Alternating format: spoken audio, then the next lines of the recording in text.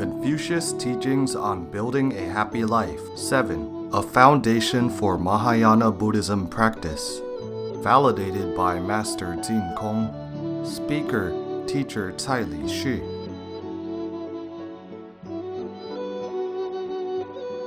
Guidelines for being a good person. Elaborating Dizigui in detail. 7. Hello, my friends. Good evening to you all. In the last lesson, we mentioned a 40-year-old man who found great joy after receiving the sage's teachings for 5 days. He felt deeply about the teachings. On the 4th day, before breakfast was even ready, he said that he wanted to have a chat with me. I instantly felt it was a little bit strange and was quite nervous after sitting down. He walked up to me and said, "In my whole life, I have only kneeled down before my parents and teachers."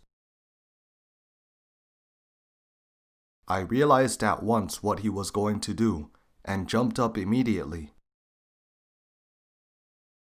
You see, it was the sage's teachings that touched his soul, and I had not the slightest merit in this matter. However, this strong 40-year-old man instantly grabbed my hands, and I did not know what to do. But then I could clearly see his sincerity, so I calmed myself and accepted his respect.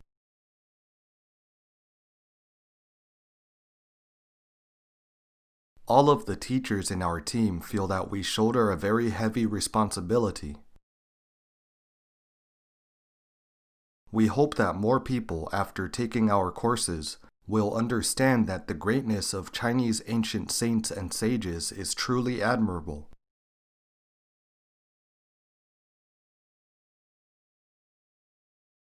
By learning the sage's teachings, we will surely be able to enjoy harmonious families and social stability in the 21st century.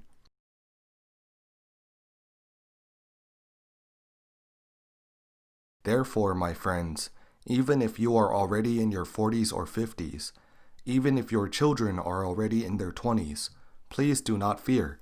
It is never too late. As an old Chinese proverb reads, "Utmost sincerity can move a heart of stone." We only need to ask ourselves if our own virtues and wisdom are sufficient. There is surely no need to fear that others will not change. Let us look at another topic. Why do children get lazy? What is the root cause? I think you all can analyze very well now. Children do not suddenly become lazy when they are grown up. A Chinese saying goes, "The habits one developed at a young age will dominate one's life like inborn nature." That's why education must begin as early as possible, because it is very hard to correct a bad habit once formed. I remember there was one time when my nephew was little. He happened to see his mother had stopped cleaning the table for something else. He then went over, picked up the rag, and continued her work. Afterwards, my sister walked back. My friends, how would you handle this? My sister said to her son right away, "Xiaowei, you are so young but know well how to be filial to your parents. You even help mommy wipe the tables. Good boy." Hearing the encouragement, he redoubled his efforts.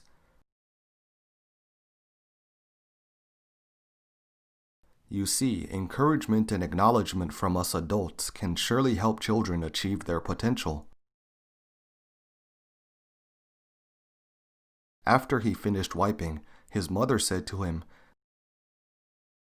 "Xiaowei, if you can wipe clean each one of the table's 4 corners attentively, then your job will be perfect." My sister not only acknowledged his filial piety, but also taught him the method of dealing with matters. As a result, my nephew has developed the good habit of being clean and tidy. At 3 or 4 years old, he already had the habit of making his own bed. This gives the impression of tidiness to people. So it is very important to teach children the right attitude from a young age. If his mother had shouted at him, "For goodness sake, what are you doing? Go away, don't mess around!" After you pushed him away 2 or 3 times, would he ever help out with housework again? Certainly not. Therefore, parents should seize every opportunity to educate their children. Otherwise, many great opportunities would be missed. Once children are no longer motivated to do household chores, then even getting angry at them would not help the situation. Many parents say to their children, "You just need to study well, don't need to do anything else." Is this a good way of educating children? If a child only does well in his studies but does not do anything else, then will he trust himself to have the ability to accomplish tasks? No. The less trust he has in himself, the less he will be willing to do work. If he does not work, will he have a sense of responsibility? No. You see, these are all closely connected. We must deliberate deeply. Doing housework is very good for a child's physical health. When doing the chores, he will also genuinely feel it really is not easy for a mother to manage the family. I am already tired after only mopping the floor in the living room, but my mother still needs to cook for us and do a lot of other things after she gets home from work. His heart will naturally give rise to a sense of gratitude while he is mopping.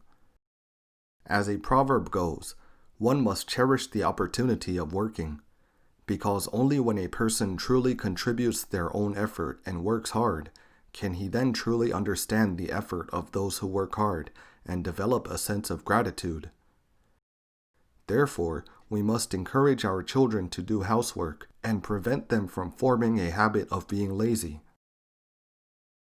Next, let's look at the daily routines. Why would a child lack the structure of daily routine in their life? I once asked my students, "How many of you had breakfast today? Please raise your hand." Many of them, about half the class, had not eaten breakfast. I continued, "Didn't your mother cook breakfast for you?" They replied, "My mother was still sleeping." Their breakfast was a few coins on the table with the word breakfast written on a paper. Dear friends, did the parents who gave the money really care to understand if those few coins were actually exchanged for breakfast? Were they? No. How come you all know the answer? What were they exchanged for? Video games or very unhealthy junk food. If a child continues this kind of diet for half a year, their physical health is bound to take a nosedive. A lot of them play video games and don't eat breakfast at all. How did I know? As teachers, we should be concerned about our students. Since I taught a 6th grade class, I understood children at this age have growth spurts, and noticed that their stomachs would start to growl at around 10 a.m. every day. I made sure to always keep some biscuits in my desk drawer, so my students all love me, love my biscuits. A lot of children would come over for my biscuits. Basically, around 9 to 10 a.m., their facial complexion would grow paler because they were so hungry. I found out that many of them did not use that money for breakfast, but spent it on other things. As parents, if we want to guide our children to develop a daily routine, we must become a good example for them. We should pay more effort if we want them to have 3 regular meals. These efforts will have a lifetime influence on your children. It is very important, whether it is to set a good model for them or to benefit their health. My friends, do you believe that these bad habits can all be solved as long as they develop one virtue? Which virtue? The Chinese say, of all virtues, filial piety is foremost. As you delve deeper into the sage's teachings, you will develop a deeper and deeper understanding of this sentence. This saying has 2 meanings. Firstly, it means that filial piety is foremost among all virtues. Secondly, it means all virtues will follow once a filial mind is in place. Will a person with filial piety be selfish? Certainly not. Will a person with filial piety talk back? Dizigui states, "When my parents call me, I must answer them right away. When they ask me to do something, I must do it promptly."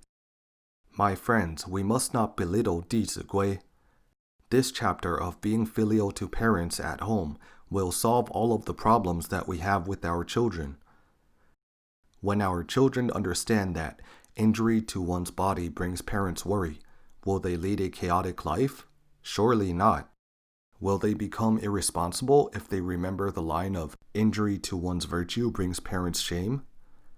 They will become very diligent once they understand the teaching of, I will make efforts to satisfy what my parents like and what they expect from me. They will want their parents to be happy and comforted. Once a child develops a filial mind, he will not only be filial to his parents, but also love and care for his siblings. Because when there is conflict between siblings, who would be the saddest? Parents. Dizigui states, older siblings should care for younger ones. Younger siblings should respect the older ones. Siblings getting along harmoniously is an act of filial piety itself. When a child is truly filial to his parents, he will also show respect to the parents of others. He will naturally extend his filial piety and the sense of respect to all elders. Would he bully other children? Surely not, because he knows that if other children are hurt, their parents will suffer the most. His empathy will be naturally extended. Therefore, one's benevolence and compassion come from his filial piety and are the extension of the loving relationship of parents-children.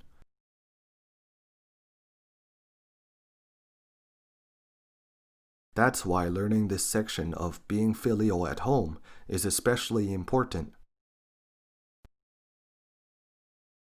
Let's start to learn this section. Before teaching children filial piety, we need to explain to them why, because only by acknowledging the deep kindness of one's parents can one then reciprocate their kindness. So we should guide children to acknowledge their parents' deep kindness. We start from telling children, around 3,000 years ago there was a saint, the Buddha. One day, he was walking on the outskirts of town with his students, and they happened to come across a pile of bones. The Buddha grouped them into 2 piles. One was white and the other was darker. His students were always enthusiastic in learning. They knew that when there is a question, note it down right away and ask someone for its true meaning. They knew that they must learn to question in order to learn well. The Buddha explained to them why one pile was white and one pile was darker. The pile with darker color was women's bones. Why are women's bones darker? because when a mother is pregnant for 10 months, all of the nutrition that the fetus needs comes from her blood.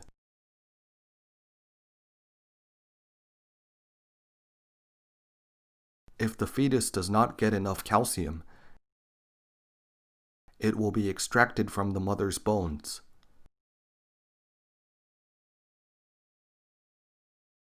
So the 10 months of pregnancy are very laborious to the mother's body. We once designed an activity where we gave every child an egg and told them to carry it for a day. We called it the exercise of guarding an egg for a day. We told them to experience what it is like to guard an egg today. It is only for one day. Let's see if you can protect it until the end. In the beginning, the children were very careful with the eggs. But after an hour or two, many of them pretty much had forgotten. We heard the sound of many children saying, "Oh no!" By the time the last class of the day ended, only a small number of eggs survived. The teacher then guided them. You see, you cannot even keep an egg safe for one day. If your mother had been like you, jumping around every day while she carried you in her belly, you surely would have been bruised all over by the time she gave birth to you. See, your mother had to protect you very carefully for 10 months. Furthermore, your weight was increasingly heavier and heavier by the day. When a mother is pregnant, she will also suffer from physiological reactions. For example, vomiting and loss of appetite. But when she has no appetite, she will still force herself to swallow the food. Dear children, why is it when she has no appetite, she will still force herself to keep consuming the food? Why? In order to make sure that her body would have enough nutrition for you to grow. Even when it is very uncomfortable, she will still force herself to eat. So, my children, can you be picky with your food? You see, a mother will even force herself to eat to ensure your nutrition. As a child, you should also repay her deep kindness by not being picky. Whatever is nutritious, you should eat it. This way, your body will be strong, and it will make your mother happy. With guidance like this, children truly put themselves in their mother's shoes. Towards the end of pregnancy, a mother carries a heavy load in her belly. Even walking becomes very difficult. We also did exercises to let students feel what it was like by carrying a basketball on their belly. Because many things we cannot truly have empathy until we feel it ourselves. After that experience, I would further guide them.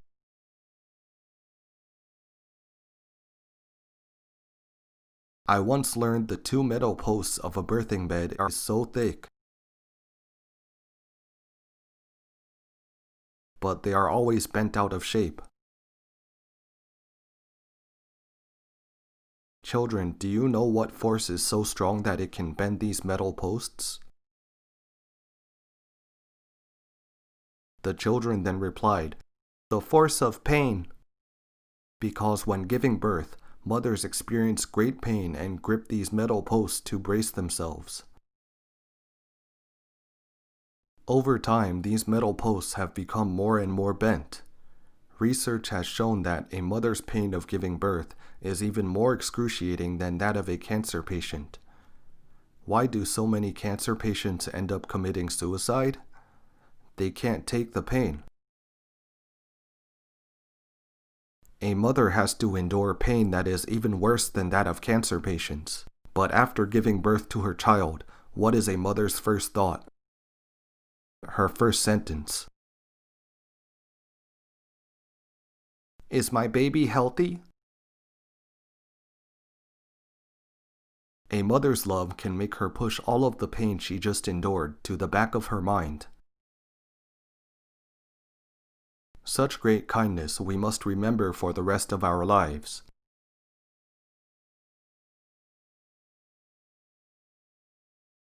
Following the birth, the nurturing, raising, and educating are even more toilsome. A friend of mine once told me, before her son was born, she often wished to hurry up and give birth. But once he was born, she wished that she could put him back into her womb. So the effort of raising a child is even greater than that of giving birth. How many nights do parents exhaust themselves for their children? If a baby does not sleep at night, what will the whole family do? Take turns to care for the baby. I was sometimes scheduled on the night shift if my baby nephew did not sleep. But I could never stand holding him for more than 20 minutes. I would feel my arms were about to break. So I would hold my nephew and say, "In the future, if you ever dare to be unfilial to your mother, I will be the first to punish you." Because how many nights had his mother had to stay up all night to comfort him until he could sleep?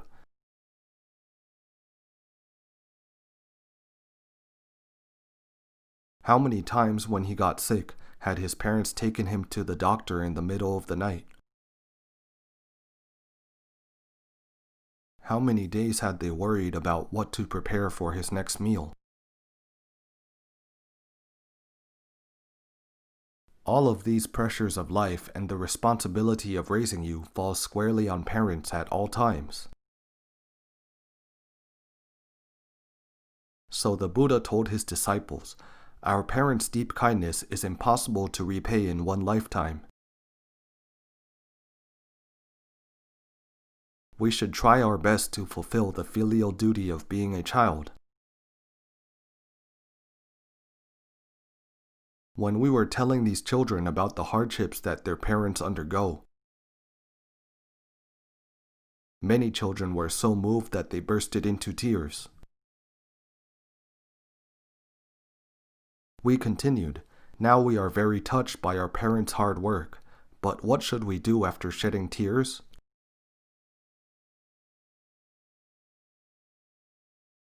If you truly feel and acknowledge the deep kindness of your parents, you should take action to carry out filial behaviors. When you are able to faithfully follow one single teaching of Dizigui, you are fulfilling 1% of your filial duty. When you are able to implement every teaching in Dizigui, your filial piety is complete. When children have gratitude in their hearts, we should guide them to reciprocate the deep kindness that they have received. But from where should their filial piety start?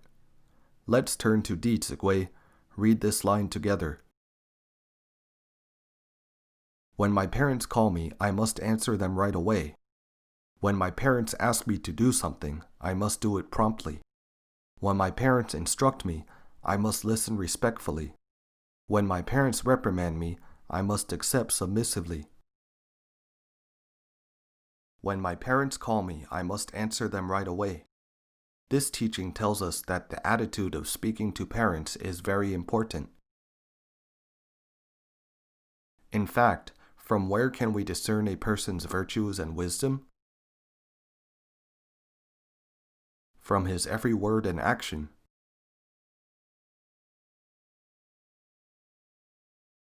That is why a child's attitude of speaking to his parents will deeply affect him in the long term. When a child has formed a filial and respectful mind, he has set a very solid foundation for his acquisition of virtues and wisdom. When he does not have a filial and respectful mind, what attitude would he develop? Probably arrogance and most likely disrespect. These attitudes are very likely to destroy his life of pursuing Tao. I am not exaggerating the severity of this matter. The great learning has taught us how we can contribute to society and country. Since ancient times, one who wished to help people throughout the world to awaken their innate virtues must first govern his own country well. To govern a country well, one must first harmonize his family. To harmonize his family, one must first cultivate himself. To cultivate himself, one must first rectify his mind. You see, only when a child has a sincere and upright mind can he then cultivate himself and harmonize his family. Nurturing a child's filial piety and respectfulness is to rectify his mind. But then, how do we cultivate a sincere and upright mind? We must battle with our material desires in order to walk on the path of pursuing the truth, which means we must eradicate our bad habits and desires. Impatience and arrogance are both bad habits. If we eliminate the bad habits from a young age, we are pursuing the truth by battling with our material desire. Our mind will then be sincere and upright. Therefore, great wisdom is always rooted from trivial matters.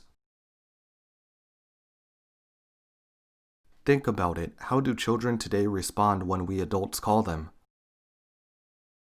What? Wow, standard answer.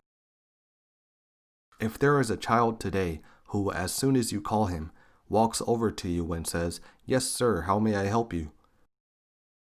What would you feel about this child? You would raise respect to him.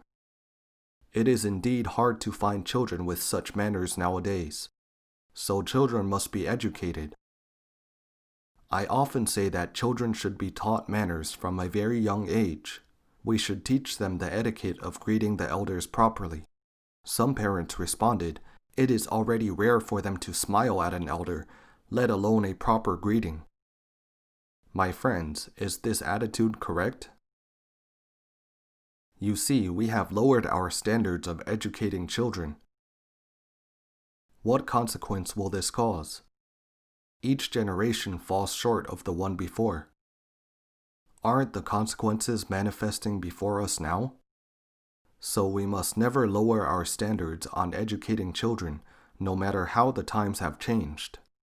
Only when we grasp the principles can the children learn to the proper level. We should guide our children. When your parents call, you should come right away and ask, "Mom, Dad, how can I help you?" Of course, as elders, we should set a good example for them to follow. When grandparents call us, we should play our role and show the utmost respect. Even if you feel awkward at first, you must force yourself. It will become natural after it becomes a habit. When parents are filial and respectful to their elders, children will naturally pick up the attitude, and it will spread through the entire family.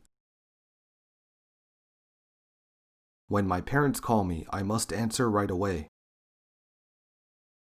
Aside from our parents, who else should we give this kind of respect? To teachers. When my teachers call me, I also must answer right away. Anybody else?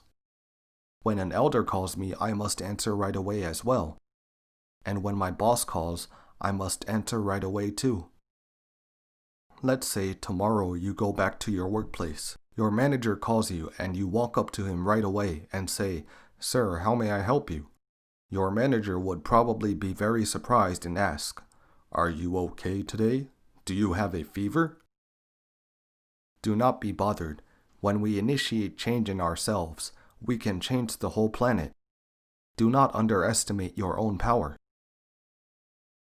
We should be flexible and apply the principle to other scenarios. We must integrate our actions and mind to be consistent with each other. Our mind is the root of all behaviors. All behaviors are the extension of our mind.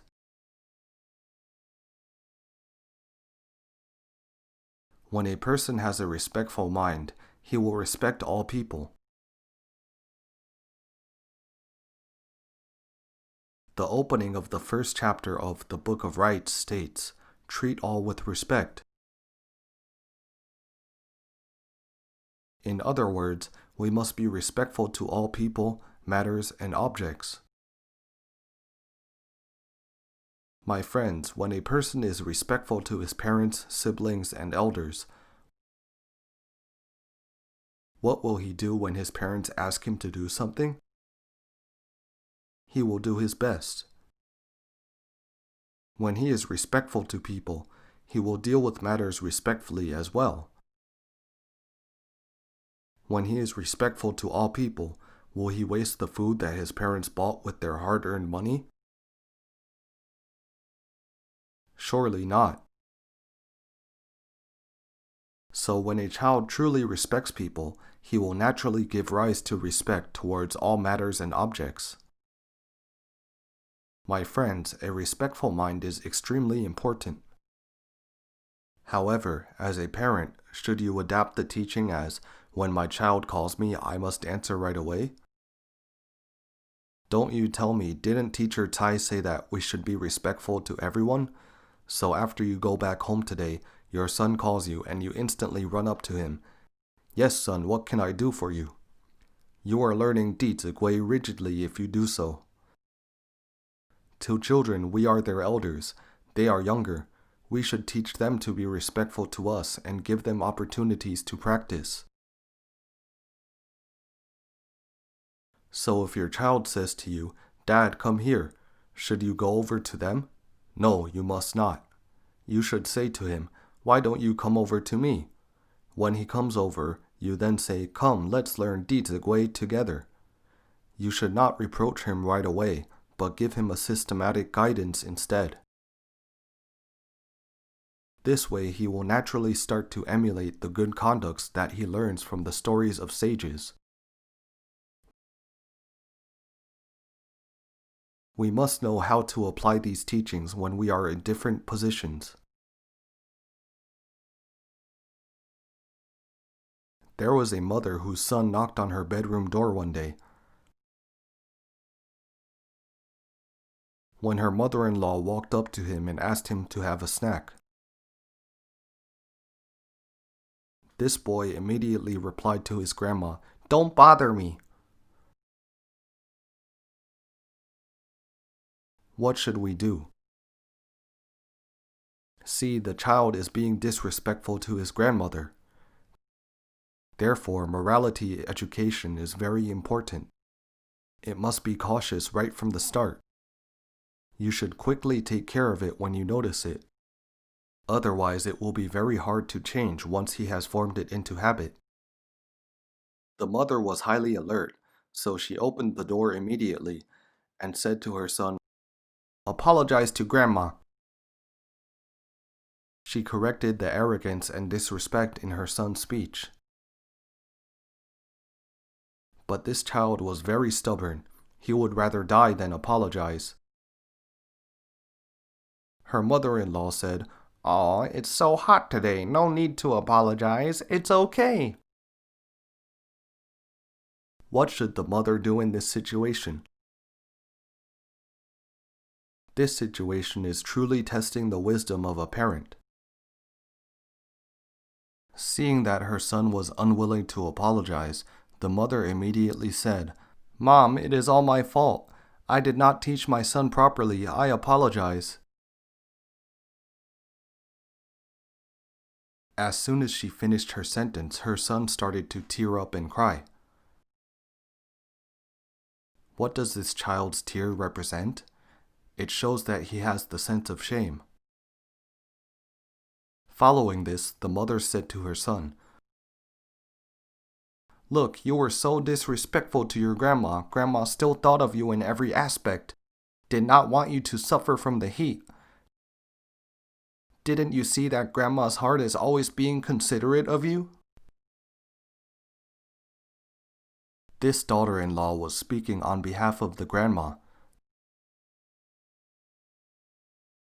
The grandma was very touched and walked away. The relationship between these in-laws was greatly improved because of this event. This grandma felt that the daughter-in-law knew her heart. After the grandma left, this daughter-in-law said to her son, "Tonight you should write a diary entry and reflect on what you did wrong." That night he wrote in his diary entry, "I have two of me. One is a good me and the other is bad. They are always playing tug of war."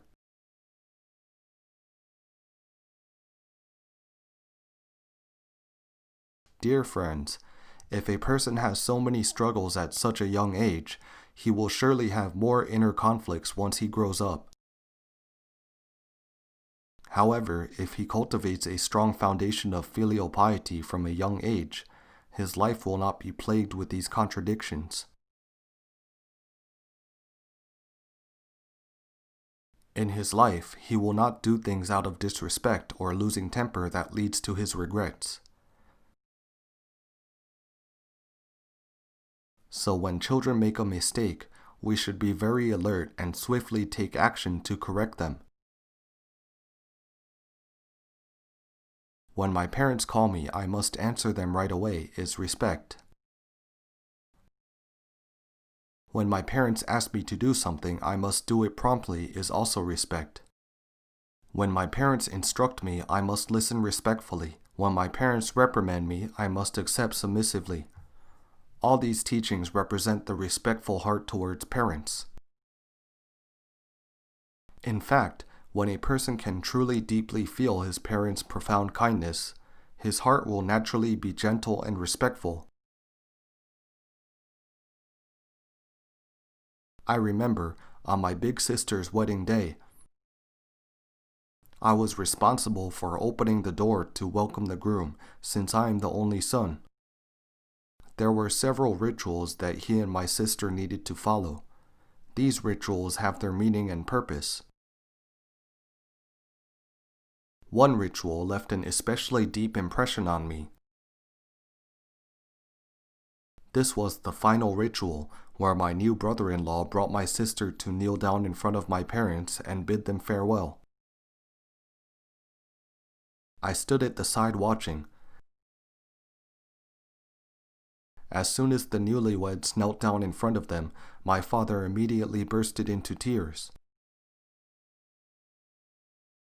Seeing the teardrops from my father's eyes, I also started to cry in an instant.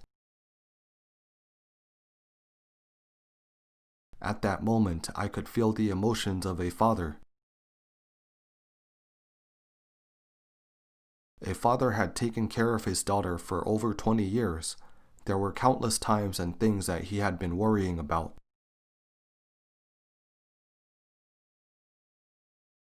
In his every thought, he was wishing that she has good health, the best education, and to find a good husband to live a happy life together.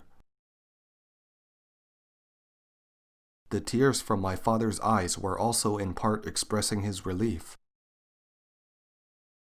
His daughter has finally found a suitable man to become her husband today. It was also the tears of comfort and being touched. But do a parent's care, worry, and love for their children disappear as soon as they get married? No. Their love and care for their children will last a lifetime.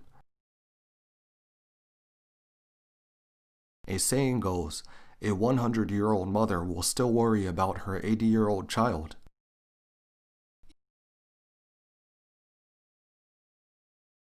Even a mother who has lived 100 years, in her eyes, an 80-year-old son is still her child.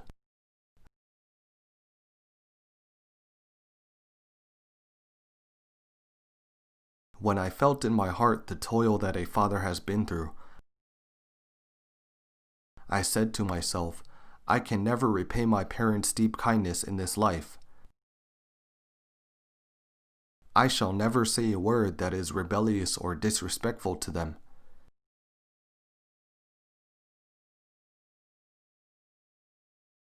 Due to this epiphany, I naturally give rise to a sense of respect and joy whenever I see my parents.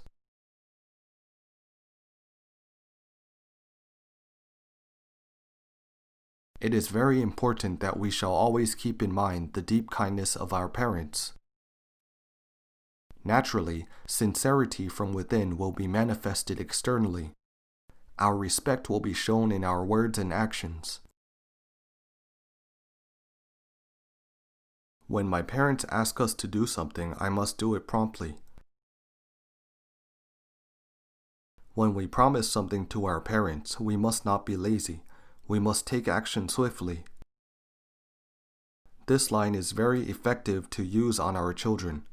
Didn't you say you're going to take a shower? Well, hurry up then. When my parents ask me to do something, I must do it promptly. When you and your children share the common language of Dizigui and follow Confucius's teachings together, you can then communicate with them effectively. But we must introspect ourselves. We have grown up as adults. Do we act promptly when our parents ask us to do something? To whom do we most easily break our promises among our closest family and friends?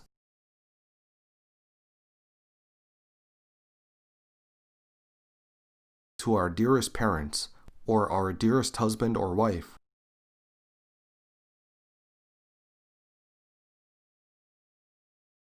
The people closest to us are the most important and bestow the most kindness upon us. However, we are most likely to break our promises to them. Why is that? Because breaking promises to a client will make you lose money. Breaking a promise to parents is easily forgiven with an excuse. I have been so busy lately. I'm really sorry. We must reflect upon this. We should be more trustworthy towards our parents. This is the correct attitude. Of course, we should keep our promises not only to our parents but to others as well.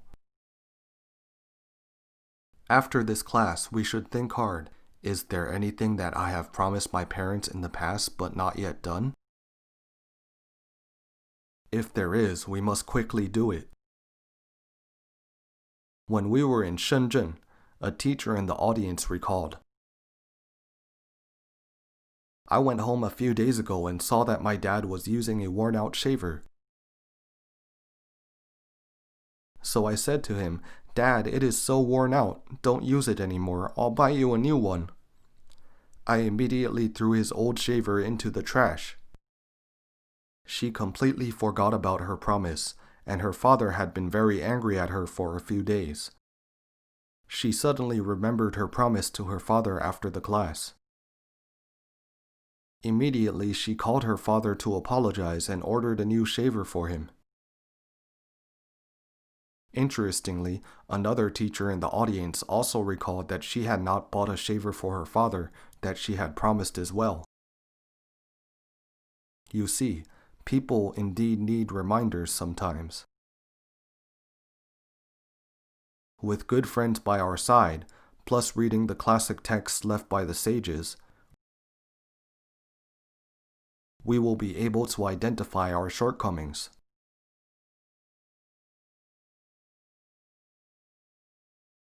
In ancient China, many filial children could feel their parents' needs, and they would take action before their parents asked them to do so.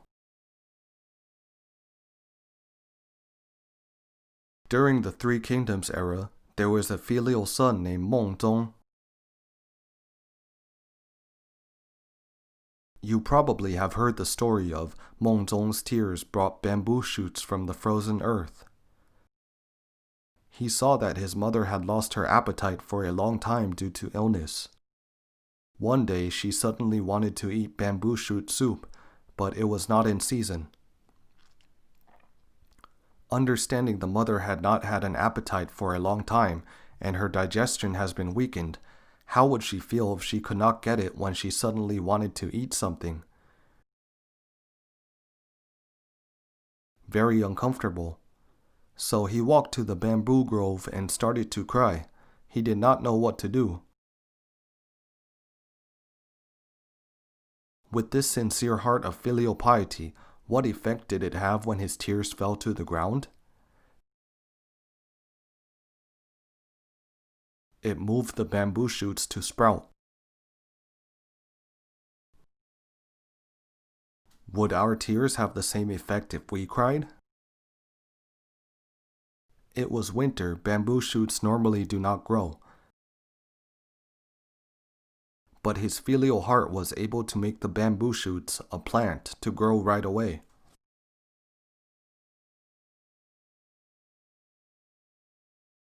A Japanese doctor, Masaru Emoto, has already proven in his experiments that human thoughts can influence minerals, influence water. When a person has good thoughts, the crystal of water will become beautiful. When people have good thoughts, even the dirty water in a lake can become pure and clean. Nature is constantly interacting with human minds.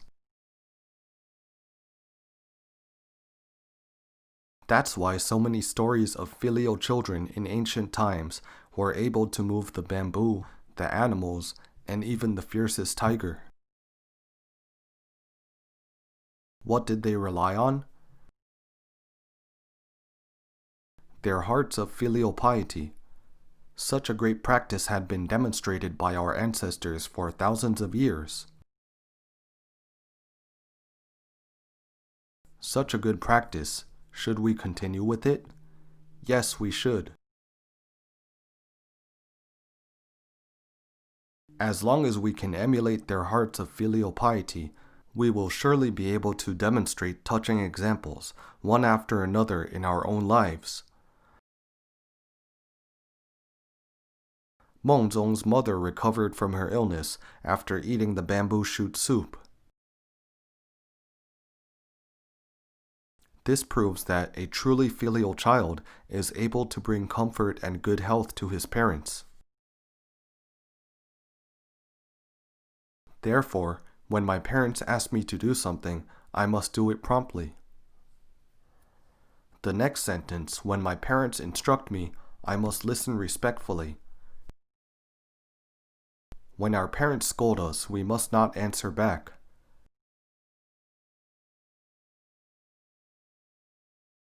We must listen respectfully and surely must not talk back.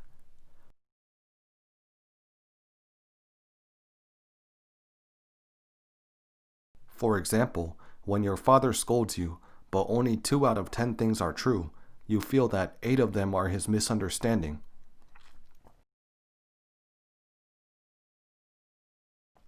Should you immediately argue back? Should you? No. When he is scolding you, he is very angry. At that time, you only need to be in agreement and say, yes, yes. Seeing you calmly agreeing with him, he will gradually calm down himself. After he has finished scolding you and calmed down, he will probably think about it and realize maybe I had overdone it. At that point, he would probably prepare some fruit and say, "Come, eat some fruit." At this point, you should also naturally go over to him as if nothing has happened. We must not say to him, "What do you want, Dad, to make it up to me?" Do not be so stubborn. We should be more adaptable and take advantage of this opportunity.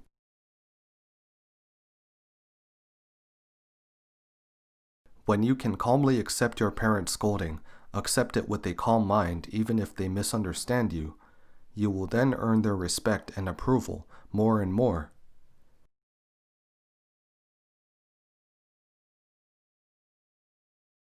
When you have earned your parents' respect, It will be very easy to communicate with them.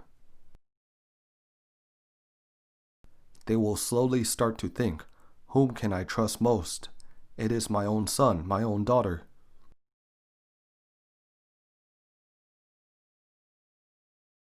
So, when my parents instruct me, I must listen respectfully.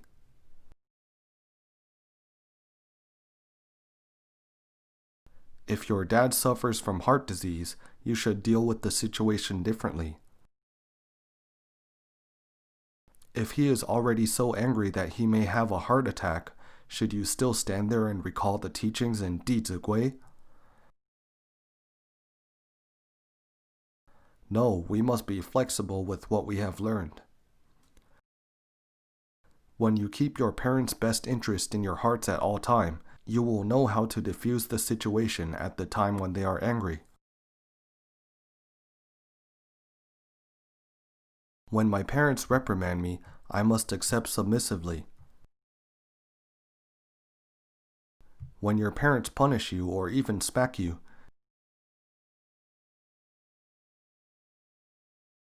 you should accept the punishment and think long and hard about why they are so angry and what I have done wrong.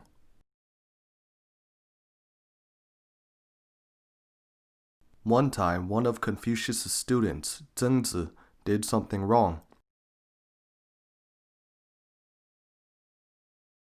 His father was very angry and picked up a wooden stick to hit him.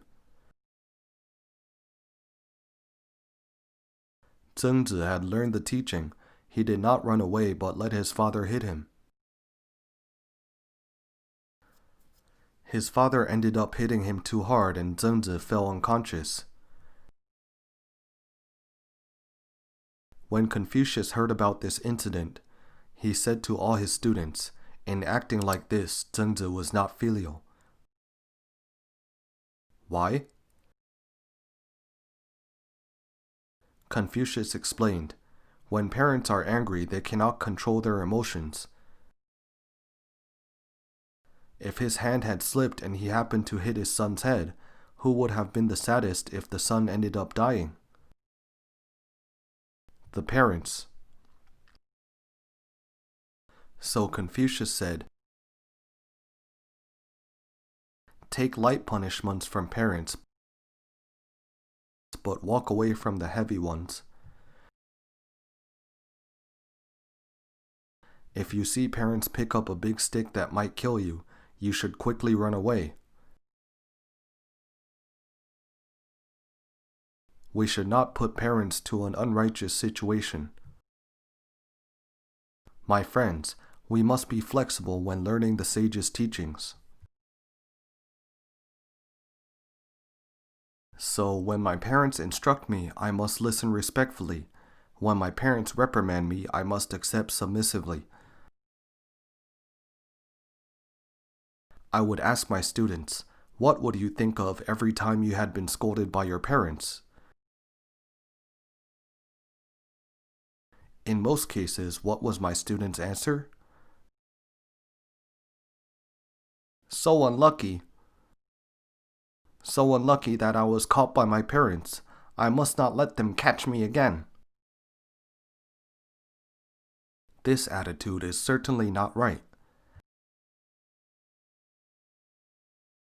At this point, as teachers, we should speak for the parents and correct their attitude. I would tell my students, when your parents punish you and become angry, in fact, their bodies are already suffering harm at that time.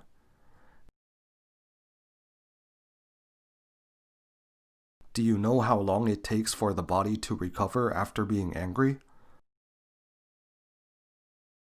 About 3 days. Since it is so bad for one's health, does anybody actually like to scold people? Your parents want you to remember the lesson and hope you will never repeat the same mistake. That is why they scolded you despite the bodily harm. They would rather harm their own health than to let you pick up bad habits.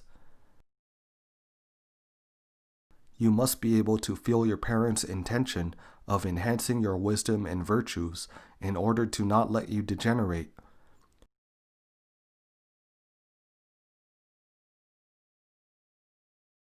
You must not forsake their selfless love and care.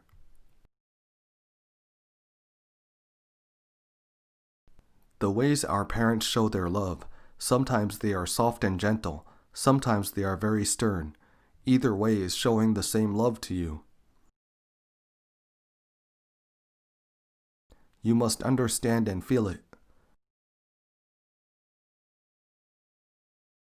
To show gratitude to parents' teaching, we must make sure that their scolding and bodily harm are not in vain. We must remember parents' scolding, learn the lesson, and correct our mistakes. We must learn from Confucius' student, Yan Hui, never make the same mistake twice. Every time we are scolded by our parents, we must remember what we have done wrong, and make sure to never do things that will cause them to be angry or sad again. If children have this type of attitude, they will not feel unlucky, and the main thing they remember is not to make the same mistake twice. Today's class, we will end it here. Thank you, everybody. For MP3 and full transcripts, please visit mahayanapureland.org. No copyright. Welcome to Circulate. Infinite merits to propagate.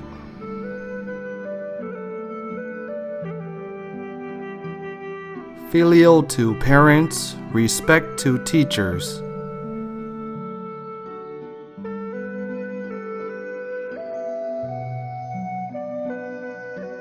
See you again.